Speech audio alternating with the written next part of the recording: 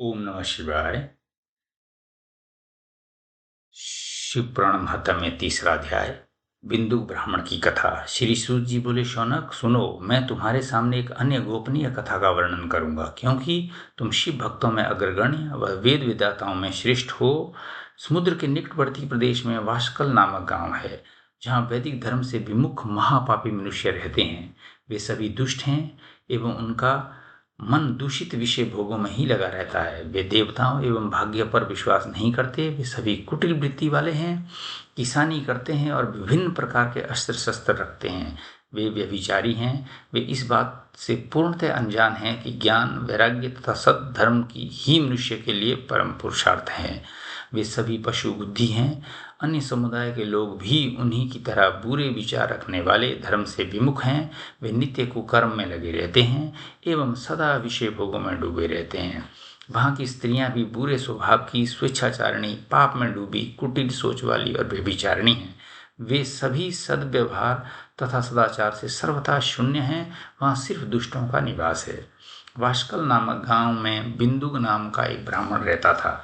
वह अधर्मी, दुरात्मा एवं महापापी था। उसकी स्त्री बहुत सुंदर थी। उसका नाम चंचुला था।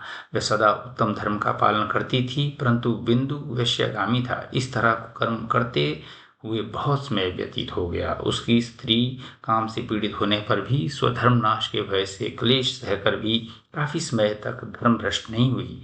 परंतु आगे चलकर वह भी अपने दुराचारी पति के आचरण से प्रभावित होकर दुराचारणी और अपने धर्म से विमुख हो गई। इस तरह दुराचार में डूबे हुए उन पति पत्नी का बहुत सा समय व्यर्थ बीत गया। वैश्यगामी, दूषित बुद्धि वाला वह दुष्ट ब्राह्मण बिंदु समयानुसार मृत्यु को प्राप्त हो नरक में चला गया।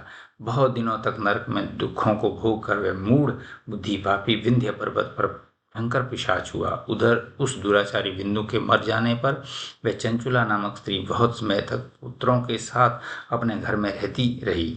पति की मृत्यु के बाद वह भी अपने धर्म से गिरकर पर पुरुषों का संग करने लगी थी। सतियां विपत्ति में भी अपने धर्म का पालन करना नहीं छोड़ती। यही तो तप है।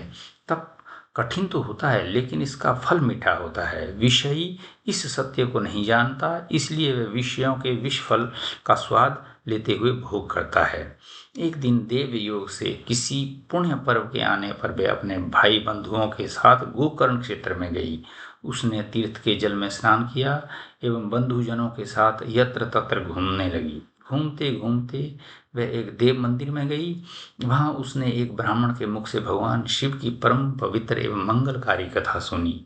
कथावाचक ब्राह्मण कह रहे थे कि जो स्त्रियां व्यभिचार करती हैं, वे मरने के बाद जब यमलोक जाती हैं, तब यमराज के दूत उन्हें तरह तरह से यंत्रणा देते हैं। वे उसके कामांगों को तप्त लौह दंडों से दागते हैं, तप्त लौह के पुरुष से उसका संसर्ग कराते हैं। ये सारे दंड इतनी वेदना देने वाले होते हैं कि जीव पुकार पुकार कर कहता है कि अब वह ऐसा नहीं करेगा, लेकिन यमदूत उसे छोड़ते नहीं। कर्मों का फल तो सभी को भोगना पड़ता है। देव, ऋषि, मनुष्य सभी इससे बंधे हुए हैं। ब्राह्मण के मुख से ये वैराग्य बढ़ाने वाली कथा सुनकर चंचुला भय से व्याकुल हो गई। कथा समाप्त होने पर सभी लोग वहां से चले गए। तब कथा वांचने वाले ब्राह्मण देवता से चंचुला ने कहा, हे ब्राह्मण, धर्म को न जानने के कारण मेरे द्वारा बहुत बड़ा दुराचार हुआ है। स्वामी, मेरे ऊपर कृपा कर मेरा उद्धार कीजिए। आपके प्रवचन को सुनकर मुझे इस संसार से वैराग्य हो गया है। मुझ मूढ़ चित्त वाली पापिनी को धिक्कार है। मैं निंदा के योग्य हूँ। मैं बुरे विषयों में फंसकर अपने धर्म से विमुख हो गई थी। कौन मुझ जैसी कुमार्ग में मन लगाने वाली पापिनी का साथ देगा? जब यमदूत मेरे गले में फंदा डालकर मुझे बांध कर ले जाएंगे और नरक में मेरे शरीर के टुकड़े करेंगे, तब मैं कैसे उन महायातनाओं को सहन कर पाऊंगी? मैं सब प्रकार से नष्ट हो गई हूँ, क्योंकि अभी तक मैं हर तरह से पाप में डूबी रही हूँ। हे ब्राह्मण, आप मेरे गुरु हैं, आप ही मेरे माता पिता हैं। मैं आपकी शरण में आई हूँ। मुझ अबला का अब आप ही उद्धार कीजिए। सूत जी कहते हैं, शौनक, इस प्रकार विलाप करती हुई चंचुला ब्राह्मण देवता के चरणों में गिर पड़ी। तब ब्राह्मण ने उसे कृपापूर्वक उठाया। चौथा अध्याय, चंचुला की शिव कथा सुनने में रुचि और शिवलोक गमन। ब्राह्मण बोले, नारी तुम सौभाग्यशाली हो, जो भगवान शिव शंकर की कृपा से तुमने वैराग्य पूर्ण शिव पुराण की कथा सुनकर समय से पहले अपनी गलती का एहसास कर लिया है। तुम डरो मत और भगवान शिव की शरण में जाओ, उनकी परम कृपा से तुम्हारे सभी पाप नष्ट हो जाएंगे। मैं तुम्हें भगवान शिव की कथा सहित वह मार्ग बताऊंगा जिसके द्वारा तुम्हें सुख देने वाली उत्तम गति प्राप्त होगी। शिव कथा सुनने से तुम्हारी बुद्धि शुद्ध हो गई है और तुम्हें पश्चाताप हुआ है तथा मन में वैराग्य उत्पन्न हुआ है। पश्चाताप ही पाप करने वाले पापियों के लिए सबसे बड़ा प्रायश्चित है। पश्चाताप ही पापों का शोधक है, इससे ही पापों की शुद्धि होती है। सत्पुरुषों के अनुसार पापों की शुद्धि के लिए प्रायश्चित पश्चाताप से ही संपन्न होता है। जो मनुष्य अपने कुकर्म के लिए पश्चाताप नहीं करता वह उत्तम गति प्राप्त नहीं करता, परंतु जिसे अपने कुकृत्य पर हार्दिक पश्चाताप होता है वह अवश्य उत्तम गति का भागीदार होता है, इसमें कोई शक नहीं। शिव पुराण की कथा सुनने से चित्त की शुद्धि एवं मन निर्मल हो जाता है। शुद्ध चित्त में ही भगवान शिव व पार्वती का वास होता है। वह शुद्धात्मा पुरुष सदाशिव के पद को प्राप्त होता है। इस कथा का श्रवण सभी मनुष्यों के लिए कल्याणकारी है, अतः इसकी आराधना व सेवा करनी चाहिए। ये कथा भव बंधन रूपी रोग का नाश करने वाली है। भगवान शिव की कथा सुनकर हृदय में उसका मनन करना चाहिए, इससे चित्त की शुद्धि होती है। चित्त शुद्धि होने से ज्ञान और वैराग्य के साथ महेश्वर की भक्ति निश्चय ही प्रकट होती है तथा उनके अनुग्रह से दिव्य मुक्ति प्राप्त होती है।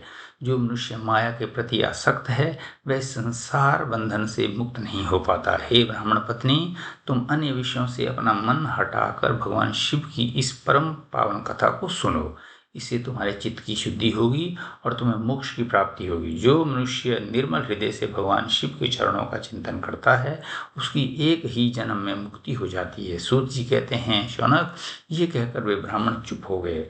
उनका हृदय करुणा से भर गया, वे ध्यान में मग्न हो गए। ब्राह्मण का उक्त उपदेश सुनकर चंचुला के नेत्र में आनंद के आंसू छलक आए। वे हर्ष भरे हृदय से ब्राह्मण देवता के चरणों में गिर गई और हाथ जोड़कर बोली, मैं कृतार्थ हो गई। हे ब्राह्मण, शिव भक्तों में श्रेष्ठ स्वामीन, आप धन्य हैं। आप परमार्थदर्शी हैं और सदा परोपकार में लगे रहते हैं। साधो, मैं नर्क के समुद्र में गिर रही हूँ, कृपा कर मेरा उद्धार कीजिए। जिस पौराणिक और अमृत के समान सुंदर शिव पुराण कथा की बात आपने की है उसे सुनकर ही मेरे मन में वैराग्य उत्पन्न हुआ है।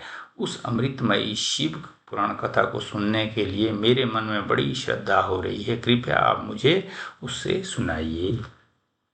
सूत जी कहते हैं, शिव पुराण की कथा सुनने की इच्छा मन में लिए हुए चंचुला उन ब्राह्मण देवता की सेवा में वहीं रहने लगी। उस गोकर्ण नामक महाक्षेत्र में उन ब्राह्मण देवता के मुख से चंचुला शिव पुराण की भक्ति, ज्ञान और वैराग्य बढ़ाने वाली और मुक्ति देने वाली परम उत्तम कथा सुनकर कृतार्थ हुई। उसका चित्त शुद्ध हो गया। वह अपने हृदय में शिव के सगुण रूप का चिंतन करने लगी। वह सदैव शिव के सच्चिदानंदमय स्वरूप का स्मरण करती थी। तत्पश्चात अपना समय पूर्ण होने पर चंचुला ने बिना किसी कष्ट के अपना शरीर त्याग दिया। उसे लेने के लिए एक दिन दिव्य विमान वहां पहुंचा। वह विमान शोभा साधनों से सजा था एवं शिवगणों से सुशोभित था। चंचुला विमान से शिवपुरी पहुंची। उसके सारे पाप धुल गए। वह दिव्यांगना हो गई। वह गौरांगी देवी मस्तक पर अर्धचंद्र का मुकुट व अन्य दिव्य आभूषण पहने शिवपुरी पहुंची। वहां उसने सनातन देवता त्रिनेत्रधारी महादेव शिव को देखा। सभी देवता उनकी सेवा में भक्ति भाव से उपस्थित थे। उनकी अंग कांति करोड़ों सूर्यों के समान प्रकाशित हो रही थी। 5 मुख और हर मुख में 3-3 नेत्र थे। मस्तक पर अर्धचंद्राकार मुकुट शोभायमान हो रहा था।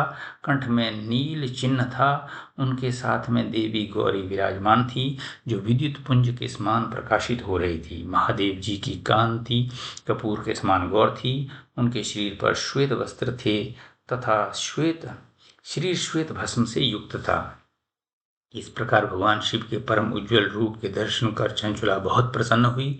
उसने भगवान को बारंबार प्रणाम किया और हाथ जोड़कर प्रेम, आनंद और संतोष से युक्त हो विनीत भाव से खड़ी हो गई। उसके नेत्रों से आनंद अश्रुओं की धारा बहने लगी। भगवान शंकर व भगवती गौरी उमा ने करुणा के साथ सौम्य दृष्टि से देखकर चंचुला को अपने पास बुलाया। गौरी उमा ने उसे प्रेम पूर्वक अपनी सखी बना लिया। चंचुला सुखपूर्वक भगवान शिव के धाम में उमा देवी की सखी के रूप में निवास करने लगी। ओम नमः